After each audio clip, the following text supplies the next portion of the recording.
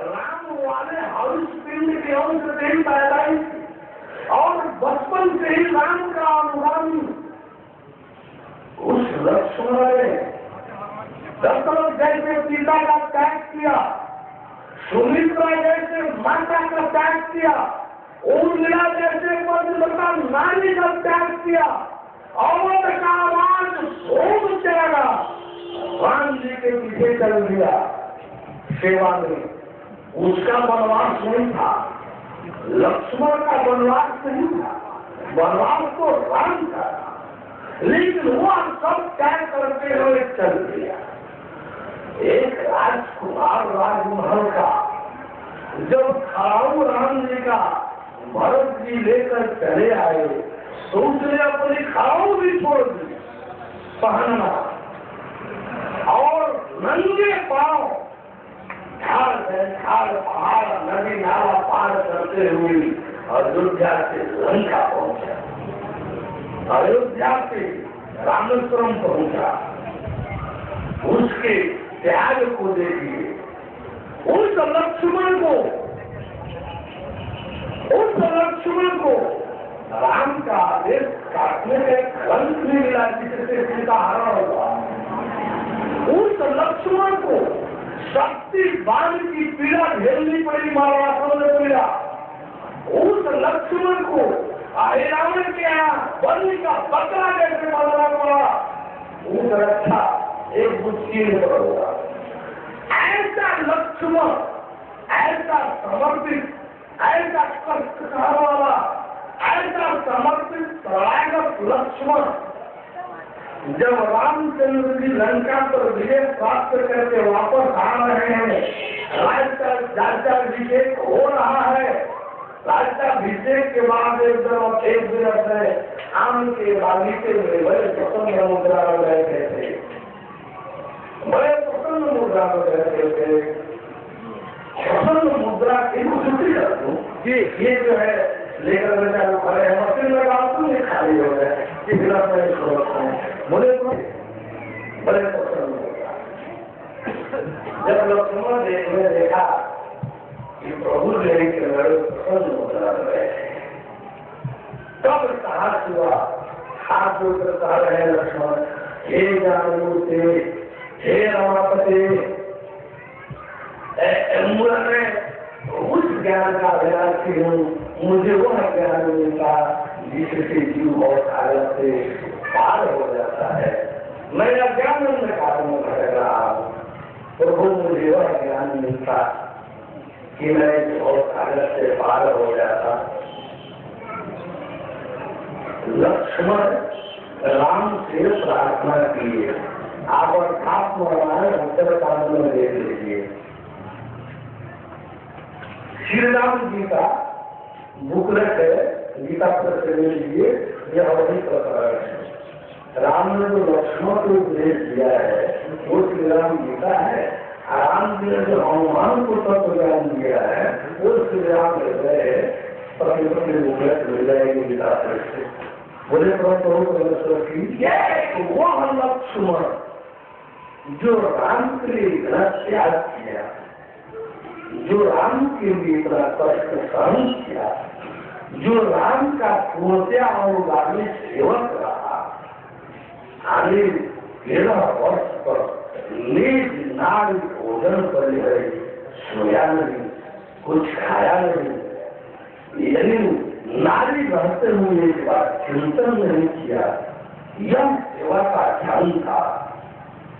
जब राम जी सैन्य होते थे तो जानते हुए भी कि राम जी का कुछ बिगड़ने वाला नहीं है, लेकिन अनुष्ठान करके हमेशा ड्यूटी पर बने रहते थे।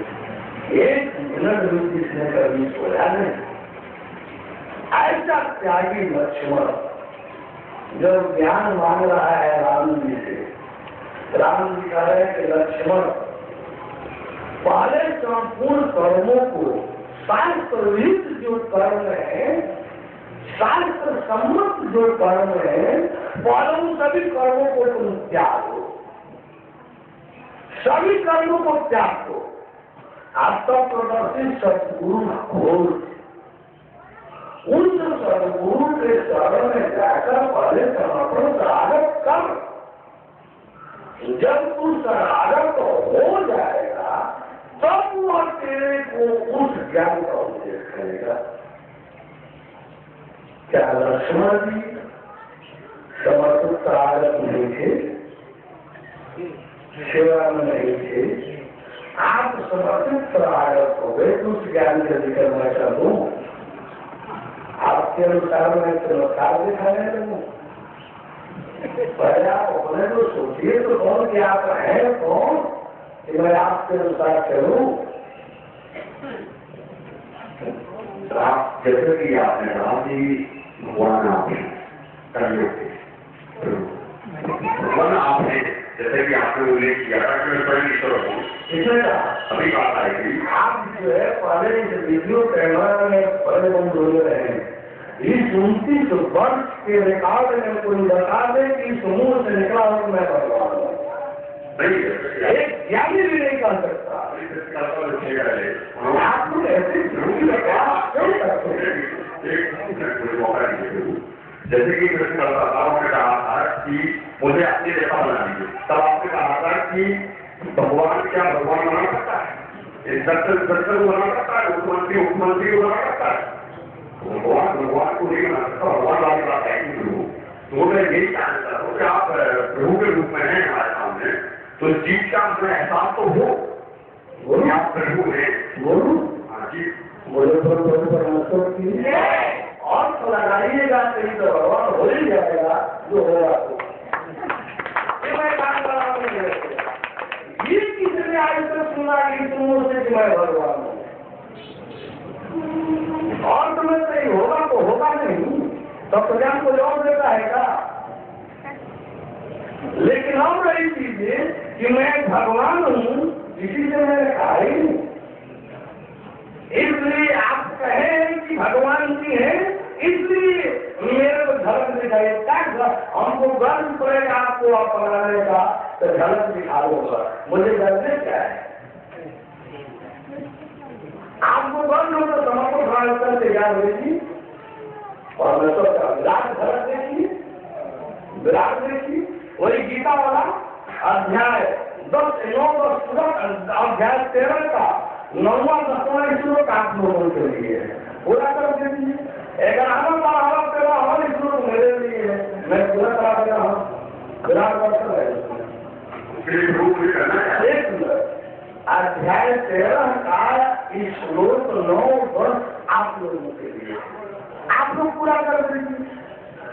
उसमें 11 12 13 सब लोगों के लिए है, सत्पुरुष सत्पुरुष के लिए वो तो पूरा कर दीजिए। आप गीता का अध्याय का श्लोक 34 का पहला श्लोक पहला पंक्ति पूरा कर दीजिए, दूसरी पंक्ति से 35 36 37 38 पूरा करा दीजिए।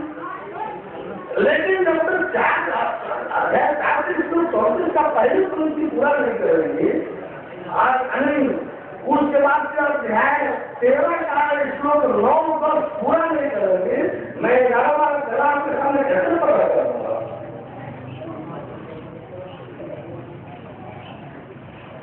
वो आप ठीक है प्रभु जी, लेकिन उसके लिए ठीक है तो लेकिन जब ठीक है तो लेकिन लेकिन है तो ठीक कैसा? जस्ट कंट्राडिक्शन नहीं, जब लेकिन है तो ठीक कैसा? ठीक नहीं है तो लेकिन कैसा?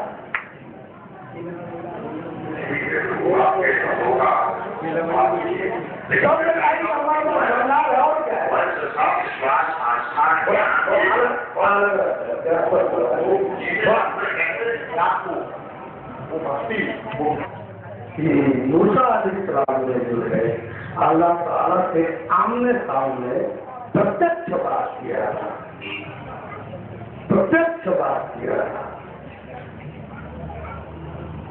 अब आपने यह कहा कि अल्लाह ताला के पेट के पहाड़ जो है खास हो गया था, ये संदेश नहीं है। अल्लाह ताला जब अपना तेज प्रकट करेगा, देश के लिए जब तेज प्रकट करेगा तो ब्रह्मांड भी खास हो सकता है, शिरकत ही खास हो सकती है, यदि पहाड़ ही खास हुआ तो कौन बड़ी बात है। लेकिन मैं भैया से एक बात पूछूं, किसी पर अली अपनी मेहरबानी बढ़ता कर दे। अल्लाह ताला जिस किसी इंसान पर अपनी मेहरबानी बढ़ता कर दे, अब तो मैं अपना दीदा दे तो वह भी खाक हो जाएगा। अल्लाह ताला की मेहरबानी जिसको प्राप्त हो अल्लाह ताला द्वारा और उस मेहरबानी के अंतर्गत दर्शन अल्लाह ताला का पा रहा हो, दीदा पा रहा हो तो वह भी खाक हो जाएगा। देखिए, मैं आपसे क्वेश्चन ये कर रहा हूँ कि जो आपने उसमें देखा है कि सतयुग में विष्णु हुए और आप अपने कुरान शरीफ से बात करें, मैं आप कुरान शरीफ छोड़ेंगे, मैं कुरान शरीफ से जवाब दे रहा हूँ। मैं चाहूँगा आप भी कुरान शरीफ से ही बोले। हाँ नहीं, जब आइएगा वो तो है गीता, वो तो है वेद उपनिषद रामायण गीता के आधार पर, तो मैं वेद उपनिषद रामायण गीता का आधार बात करूँगा। आप पहले किस आधार पर बात करेंगे? वेद उपनिषद रामायण गीता के आधार पर, पुराण के आधार पर या कुरान शरीफ के आधार पर? कुरान शरीफ के आधार पर बात करें, इसको छोड़ दिया है और आपने बताया अल्लाह ताला को कोई जरूरत नहीं है कि वो आए दोनों के सामने। उसका कारण इतना है कि उसने अपनी नदी भेजी और नदियों ने सारा काम कर दिया। अल्लाह ताला को खुद आने की कोई जरूरत ही नहीं। आपकी मैं सुनूं या कुरान शरीफ की आयत को मानूं? उसकी आयत है कि जिसमें अल्लाह ताला ने ये कहा हमारे अवतार और कृष्ण में नहीं। अब मैं बोलूं कुरान शरीफ की बात मैं बोलूँगा। अल्लाह ताला क़यामत की घड़ी बेला में हाजिर नाजिर होगा, उसी का राज्य होगा। काफिर जो अपराधी होंगे एक लाइन में खड़े होंगे, जो फरिश्ते होंगे दूसरी लाइन में खड़े होंगे। अल्लाह ताला के रहनुमा जो मोमिन होंगे एक और लाइन में खड़े होंगे। अल्लाह ताला उनको न्याय करेगा, काफिरों को जन्नत में और फरिश्ते रहेंगे जन्नत में, और जो मोमिन होंगे उनको रिश्ते के बाद में दर्जा मिलेगा, स्थान मिलेगा। अल्लाह ताला न्याय के सिंहासन पर बैठेगा और सच्चा न्याय करेगा। इसमें कोई बात गलत हो रहा है? बिल्कुल नहीं, अल्लाह ताला उसमें नहीं है। लोग प्रेम से यानी इसमें कुछ गलत है? बिल्कुल गलत नहीं है। कभी मैं अपना जब सही है तो वही तो मैं कह रहा हूँ। आप क्या कह रहे हैं? वही तो मैं बता रहा हूँ कि आप क्या कह रहे हैं। मतलब आप जो कुरान में फिर मैं दोहरा दे रहा हूँ, मैं यही कह रहा हूँ कि एक घड़ी मेला है क़यामत, जब अल्लाह ताला हाजिर नाजिर होगा, उसी का राज्य होगा। वह न्याय के सिंहासन पर बैठेगा और सिंहासन पर बैठ करके सच्चा न्याय करेगा। ऐसा है कि यदि ऐसा है तो वो घड़ी मेला है। ये तो आपकी मतलब पोजिशन क्या है उस स्थिति में? आप कुरान के व्याख्याकार है, आप क्या है? एक मैं यहाँ पर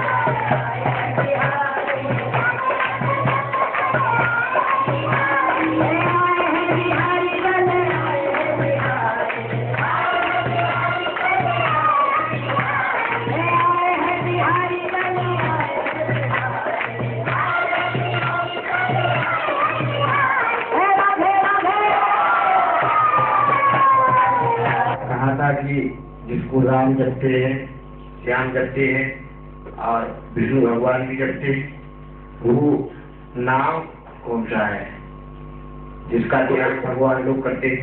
बोले प्रभु भैया थोड़ा पड़े थे। मैंने ये नहीं कहा कि विष्णु जी जपते हैं, राम जी जपते हैं, कृष्ण जी जपते हैं। मैंने ये कहा कि विष्णु जी जिसको भगवान समझते हैं, मान्यता देते हैं, राम जी जिसको भगवान जानते समझते मान्यता देते हैं, कृष्ण जी जिसको भगवान जानते समझते मान्यता देते हैं, उन्हीं को हम भी जानते समझते मान्यता देते हैं। नहीं तो वही पूरा हमारा आज विष्णु जी, राम जी, कृष्ण जी वाला भगवान एक ही था, दो चार नहीं था। इसीलिए विष्णु राम कृष्ण को एक ही मान लिया जाता है। अलग अलग समय में, अलग अलग स्थान पर, अलग अलग रूपों में प्रकट रहने के बावजूद जिस शरीर को भगवान ग्रहण करता है, वो शरीर प्रधान नहीं रह जाती है, भगवान प्रधान हो जाता है। जिस शरीर को भगवान धारण करता है, वो शरीर प्रधान नहीं रह जाता, वो भगवान प्रधान हो जाता है। इसलिए भगवान विष्णु, भगवान राम, भगवान कृष्ण, तीनों में भगवान शब्द कॉमन है। यानी भगवान एक ही है। विष्णु राम कृष्ण तीनों में भगवान ही था जो एक ही है। वही भगवान हम लोग वाला है। उस भगवान को किसको जनाया जाता है? जो पूर्ण समर्पित शरणागत होता है। समर्पण शरणागत के बाद, समर्पण शरणागत के बाद भगवान विष्णु ने गरुड़ को उसी भगवान का ज्ञान दिया था, जिसका ज्ञान मिलते ही जीव इस दुर्लभ सद्भाव सागर से आसानी से पार हो जाता है, मोक्ष को प्राप्त कर लेता है। उस मोक्ष प्राप्त कराने वाले को, उस परम तत्व, आत्म तत्व, भगवत तत्व, अद्वैत तत्व को भगवान विष्णु ने भगवान माना, भगवान का ज्ञान कराया, भगवान से जीवन। राम जी भी समर्पण शरणागत करने के पश्चात लक्ष्मण और हनुमान को उस भगवान का दर्शन कराया था, ज्ञान कराया था, जो भगवान राम वाला था। भगवान कृष्ण जब अर्जुन को बार बार समर्पण शरणागत करने होने को मजबूर किया, अंत में यहाँ तक कह दिया कि सब धर्मांत परिस्थिति मां में कम सरल है, हम सर्व पापे थे तो भगवान कृष्ण समर्पण शरणागत करने होने के बाद उद्धव को, अर्जुन को जो ज्ञान दिया था, जिस भगवान का दर्शन कराया था, जो भगवान मिलाया था, उसी भगवान को मैं मिलाता हूँ, उसी भगवान का दर्शन कराता हूँ। ये मेरा कहना है। ठीक है महाराज, हमारा मतलब ये था कि जो आपने कहा था इसके अंदर पूछा है, जब हम उसके लायक हो जाएंगे तब आप बताएंगे हमको, जब हम उसके लायक नहीं है तो वहां से बताएंगे आप। अब एक बात ये आप ही के हित कल्याण के लायक वाली बात रखी जाती है। आप ही सकते, आप जब कठोपनिषद देखेंगे, जमराज जब नचिकेता को उपदेश देने की बात आती है, तो दो बर वाला चीज तो बड़ा शांति से बताते रहे, लेकिन तीसरे बर लोग तब तो क्या मान रहा है? तीसरे बर लोग तब तो क्या मान रहे हैं? जमराज कह रहे हैं कि अरे यार, इस ज्ञान के लिए तो सारे देवता देवगण सारे देवी देवता बैठक किए थे, सारा विचार विनिमय हुआ था।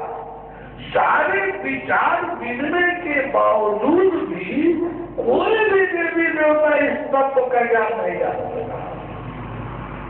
सारे विचार विनिमय के बावजूद कोई भी, सारा विचार मंथन के बावजूद कोई भी देवी देवता इस तत्व ज्ञान को नहीं जान सका।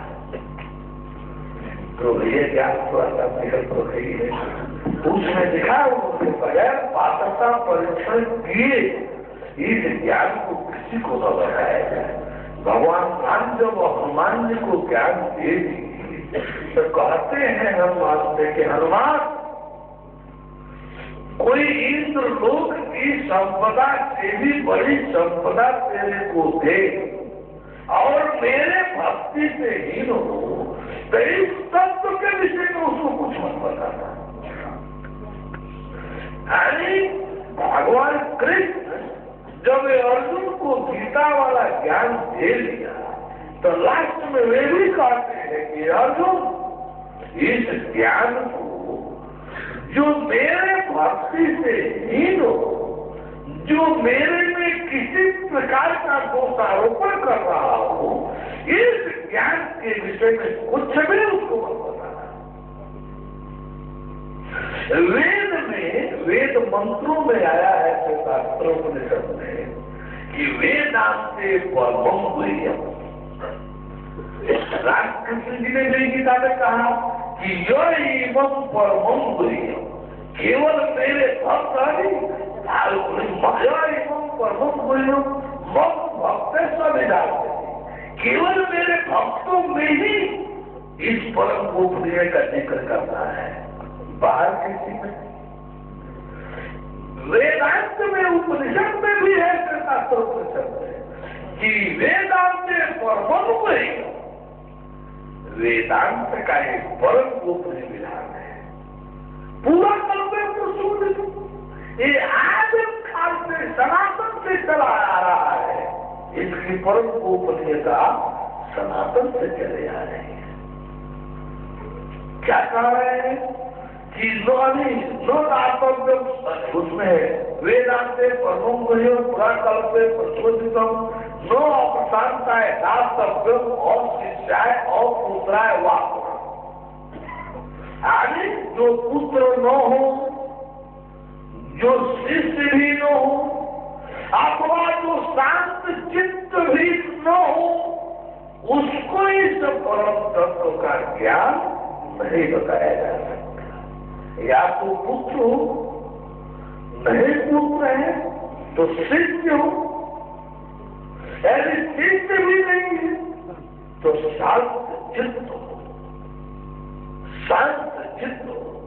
उसी शांत चित्त होने के लिए समर्पण चला जाता है कि न रहेगा बात, न बजेगी बांसुरी, न मैं मेरा रहेगा, आज कोई विघ्न बाधा पाएगा। निर्मोह कहा है भगवान कृष्ण अध्याय 2 के श्लोक के 71 में, गीता अध्याय 2 के श्लोक के 71 देखिए कि विहाय कामान यह सर्वान, विहाय कामान यह सर्वान कोमान जगत निष्क्रिय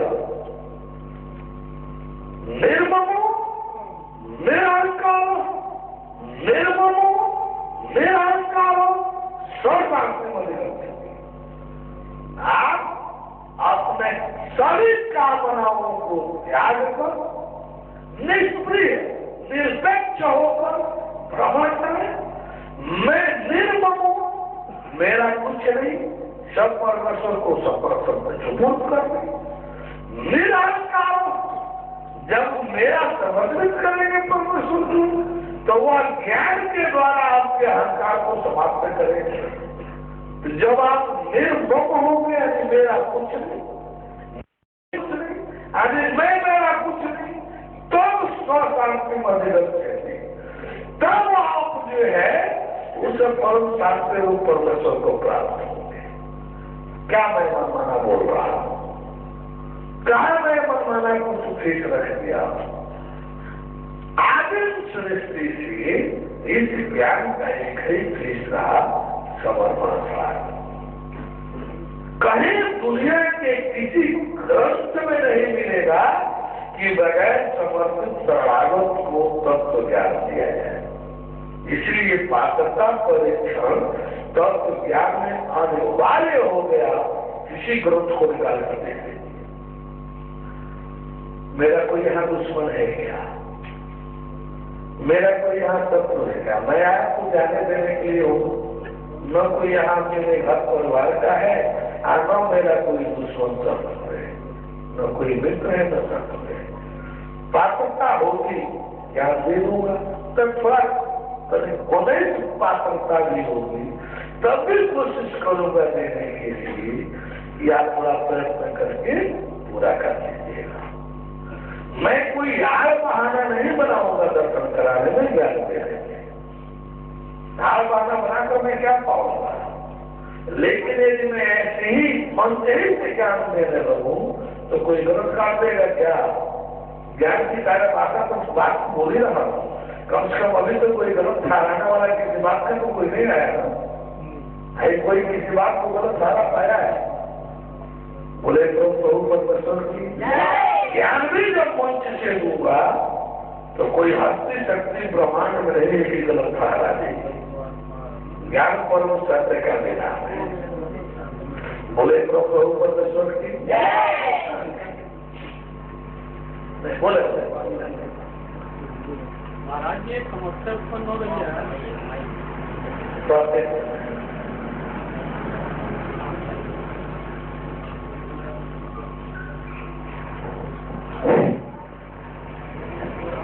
महाराज जी एक समस्या उत्पन्न हो रही है कि जैसा रामायण में कहा गया है कि हरि अनंत हरि कथा अनंता, कि भगवान का बार बार पदार्पण होता है और उसी तरीके से हर बार भगवान लक्ष्मण को हनुमान जी को ज्ञान देते हैं या अर्जुन को कृष्ण जी ज्ञान देते हैं, तो क्या उनका उस मोक्ष नहीं हो पाता है जो हर बार उनको ज्ञान देना पड़ता है? हर बोले प्रभु परमेश्वर की देखिए बात है, मोक्ष माने क्या? हम लोगों का बाती हो जाता, भगवान जहाँ रहता है उसका ताकत होकर रहना। भक्त कभी मोक्ष नहीं मानता है, जिज्ञासु मोक्ष मानता है, जिज्ञासु मोक्ष मानता है, भक्त मोक्ष नहीं मानता। जब मोक्ष ज्ञान मिलेगा तो मोक्ष तो अपने आप में दिखाई देने लगेगा। अब ये भक्तों बड़ा चतुर हो जाता है, जानता है कि मोक्षों का हमारा आइडियल नहीं है, मोक्ष नहीं मानता है, तब चरण सेवा मानता है, भक्ति मानता है, चरण सेवा मानता है। भक्ति सेवा का माने कि हमको अलग बनाए रखो लेकिन अपने चरण में रखो। जब भगवान जी राम जी जब विलय की बात की तो हनुमान जी कहते कि प्रभु सब अहंकार हमारा खत्म कर दो, ठीक है, एक रह दो।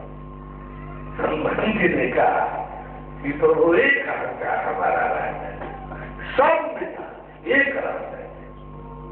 पूछे क्या कौन सा अहंकार रहना चाहते हो?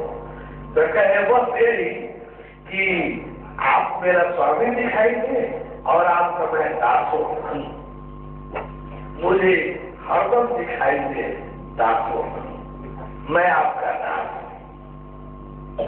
दासो हन, मैं आपका दास।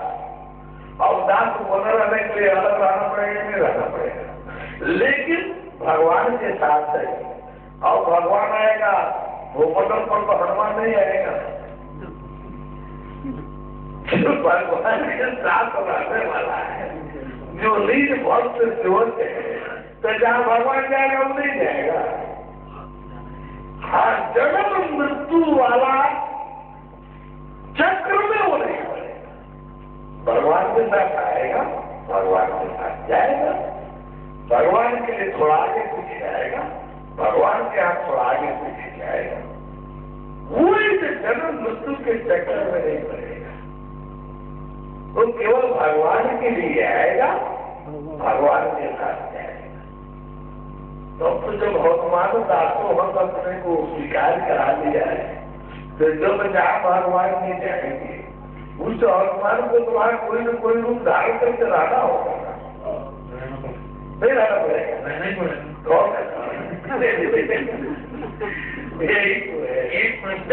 एक बात आया कि भजन करते हैं वो कि राम जी के बानर और कृष्ण जी के ग्वाले, राम जी के बानर कृष्ण जी के ग्वाले। एक भजन कह रहे थे, आपको भी सुन सकते, शायद अरूप जरूर लिखा है कि राम जी के बानर और कृष्ण जी के ग्वाले।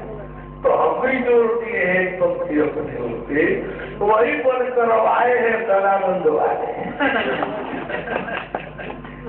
बुरे तो कहू परमेश्वर की जो राम जी वाले बानर भाग से कृष्ण के ग्वाले हो सकते हैं, तो कृष्ण वाले ग्वाले क्या सदानंद वाले नहीं हो सकते जो जरूर सिया वाला होगा?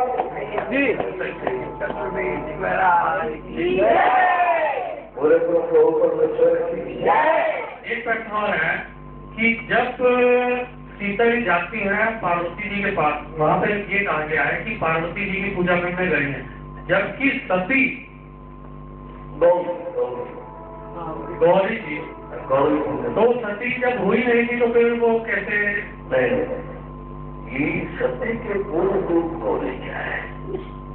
गौरी पूजा करके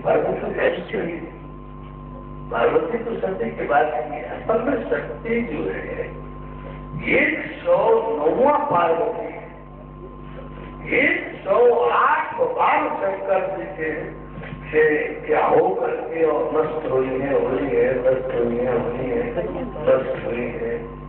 108 बार वो नष्ट, 109वां बार वो पार्वती है। इस पर एक हिस्सा गप्पा है। अब वो इसमें देखो बोला गया है कि रामायण ने कहा है कि सपना हो के पति हो जागे राग रहान करू जग दो पत्थर सब लगाने के लिए महाराज जोड़ने कहेंगे को क्या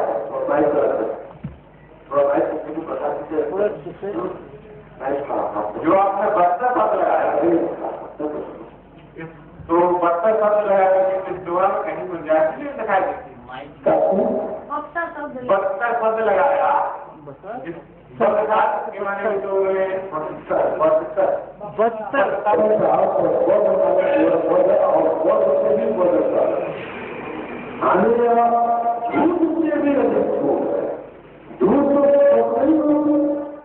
तो जब स्वप्न दूर है तो ये स्वप्न से भी और अधिक दूर है,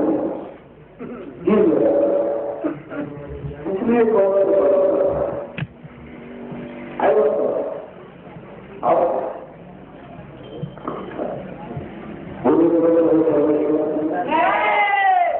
जो परमात्मा परमेश्वर मिलेगा वही जो एक अधीन अरूप अनामत सच्चिदानंद पर यही ऐसा ही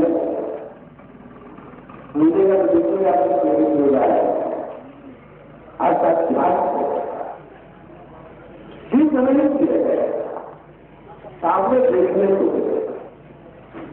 ठीक नहीं, कहा नहीं जाएगा कि आप मुक्त हो, कहा नहीं जाएगा कि आपको अमरता मिलेगी रहेगी, ये दिखाई देगा कि हमारा सब जब वापस कौड़ों लोगों का प्राप्ति बात सब खत्म हो गए हमारे ये देखने को। अब हमारा पुनर्जन्म नहीं होगा, हम जब भवन में यदि बने रहे, ज्ञान में यदि बने रहे, इस विधान को छोड़कर हम आते गिरे नहीं तो हम सभी छोड़ेंगे तो स्वर्ग नहीं जाएंगे, स्वर्ग भी नहीं, प्रलोक सुलोक भी नहीं, और फिर स्वर्ग शारीरिक उसकी बने नहीं, स्वर्ग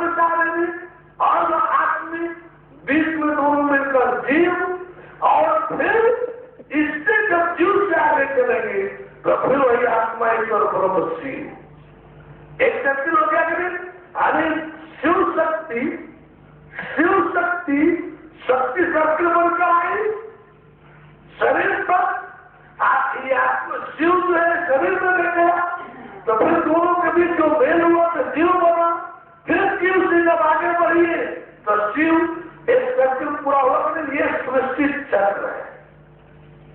आई बात समझ में? आप याद रखिएगा, ऐसा ही देखने को मिलेगा जो बोला गया है। ऐसा ही सृष्टि उत्पत्ति जब देखने की बात आएगी, जब ब्रह्म परमेश्वर मिलेगा, ऐसा ही मिलेगा। उत्पन्न तो हो गई सृष्टि, उत्पन्न तो हो गई सृष्टि, जीवधारी शरीर प्रकट तो हो गए, उत्पन्न तो हो गए, लेकिन अब सवाल ये उठ रहा है कि नष्ट भी तो हो जाएंगे तुरंत। इनको कायम रखने वाला, स्थित रखने वाला और भी चीजें चाहिए। ये जीवनी शक्ति, जीव की कुल उम्र कितना है आपके?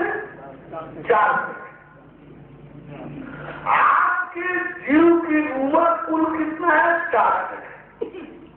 यानी आत्मा प्रवेश किया तीसरे ईश्वर का है, सभी प्राणी मात्र में प्रवेश किया, क्षमता शक्ति उसकी हो गई ही। अब वो 4 सेकंड मात्र जीवित रहने भर की एक जीव की शक्ति दे पाया। अब उसके बाद क्या होगा? या तो इसको रखने के लिए कोई अतिरिक्त व्यवस्था हो या दस्त हो। तो जो परमेश्वर शेष बचा था, और अगर एक सर्कल तो पूरा हो गई क्या? उसमें आप लोग कुछ ये सर्कल तो पूरा हुआ उत्पत्ति वाला। यही हुआ कि एक अंश मात्र से ये सारी सृष्टि उत्पन्न है। एक अंश मात्र से, पहली इकाई अंश मात्र से ये सारी सृष्टि उत्पन्न है। अब उत्पन्न हुई इस सृष्टि से को स्थिर बनाए रखने के लिए, क्रियाशील बनाए रखने के लिए उस परम ब्रह्म परमेश्वर जो शेष बचा हुआ था, सत्रूप तत्व, तत्वरूप शब्द जो परमात्मा परमेश्वर बचा हुआ था, ये तो हम लोग छिटके हुए के पीछे चल रहे थे ना। क्यों? ये तो छिटके हुए के पीछे चल रहे थे ना। और इस उत्पन्न सृष्टि को स्थित और क्रियाशील बनाए रखने के लिए, ठहरने के लिए फिर वहां से दूसरी इकाई प्रकट हो रही है। यानी बचा हुआ जो शब्द था, अब फिर उसमें से कुछ अक्षर छिटक के, फिर उसमें से कुछ अक्षर छिटके, आगे जो छिटके तो पूरा दोबारा और शब्द में एक शब्द रहेगा था, दोबारा फिर उसमें से जब एक अंश छिटका तो वो अभी भी अर्थ नहीं हुआ, शब्द भंग दोष उस पर भी लागू नहीं हुआ। एक शब्द से अक्षर को छिटक जाए, एक अंश छिटक जाए, तो जो छिटकेगा वो भी गलत होने लगेगा, जो बचेगा वो भी गलत होने लगेगा, नहीं हो जाएगा। उसको शब्द भंग दोष ला देंगे। लेकिन ऐसा हुआ नहीं, परमेश्वर को नहीं सिद्धांत लागू नहीं हुआ। ऐसे ही फिर एक अंश छिटका, वो अंश जो है वो भी क्षमता शक्ति, जो क्षमता शक्ति पहली इकाई में था, जो ब्रह्मांड उत्पन्न करने होने का, वही क्षमता शक्ति भी तो दूसरी इकाई में भी आ रही है। कर रहे नहीं कर रहे, वो क्षमता शक्ति दूसरी आई तो ब्रह्मांड में 2 भाग बना हुआ है। एक माया का क्षेत्र, दूसरा परमेश्वर वाला क्षेत्र। एक माया वाला क्षेत्र, दूसरा परमेश्वर वाला क्षेत्र। परमेश्वर वाले क्षेत्र में जो पृथक होकर के अंश निकला, वो तो परमेश्वर वाला अपने रूप में रहा। लेकिन जैसे ही माया के क्षेत्र में प्रवेश किया, उसका भी अपना नाम बदल गया। माया जो है सबसे पहले नमो बदल दिया। देखिए, शब्द जगह जहां जहां जाएंगे बड़े बड़े धर्म स्थलों पर, आदमी को बचाने के लिए, आदमी को छिपाने के लिए नाम बदल दिया जा रहा है, नाम बदल कर रखा जा रहा है, और वो वहां को बनी है। आप वहां है, मालूम है अगुआ को, लेकिन इस्लाम का तो कोई है ही नहीं। आपका नाम तो वहां हो गया तो वहां बदल दिया गया है। यानी आप बने रहे, नाम पहला काम होता है, यही काम माया नहीं करती। आप यदि भगवान वाला बने रहेंगे तो माया आपका शासन कैसे चलेगी? मुख्यमंत्री जैसे बदलेगा, या तो मुख्य सचिव, गृह सचिव, डीजीपी, ये लोग सरेंडर का मुख्यमंत्री क्या है कि हुजूर जो कहिएगा वही करूंगा, कहिए कि आम है कहाँ हुजूर आम है, कहिए इमली है कहाँ हुजूर इमली है, कहिए कि नहीं ये माउथ पीस है कहाँ हुजूर माउथ पीस है, कहिए कि नहीं ये रेडियो है, हाँ हुजूर रेडियो है, कह दीजिए कि नहीं ये अमरूद है, हाँ हुजूर अमरूद है, तो मैं आपका एक पद बचेगा। मुख्य सचिव, गृह सचिव, डीजीपी, ये लोग जो है, फिर आईजी, डीआईजी, क्रमशः ये लोग जब जो मुख्यमंत्री बोले कि बोलो हुआ तो सबको बोला हुआ, ऐसे हुआ नहीं बोले तो खिचक तो हमारे योग्य नहीं है, तू तो हमारे नियम का विरोध कर देगा। बात उनको